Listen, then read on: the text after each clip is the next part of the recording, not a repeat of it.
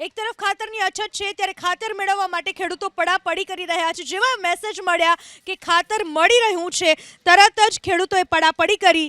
જેવી ટ્રક પહોંચી ખેડૂતો દોડ્યા। દ્રશ્યો ગીર સોમનાથ જિલ્લાના કોડીનારના। અહીંથી ફક્ત 40 કિલોમીટર દૂર પ્રજાજનોની સુખાકારી માટે ખુદ મુખ્યમંત્રી સહિત સરકાર કરી રહી છે ચિંતન, પરંતુ વાસ્તવિકતા એ છે કે આ દ્રશ્યો એનો પુરાવો છે। ખાતરનો પૂરતો જથ્થો હોવાના સરકારના દાવાની દરરોજ પોલ ખુલી રહી છે।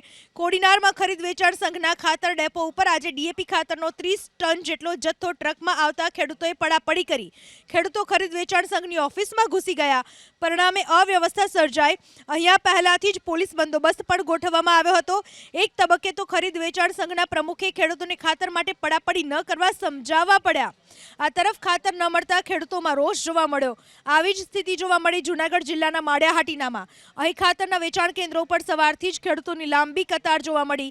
ડીએપી ખાતરની માત્ર 2 બોરી અપાતા ખેડૂતોમાં રોષ જોવા મળ્યો।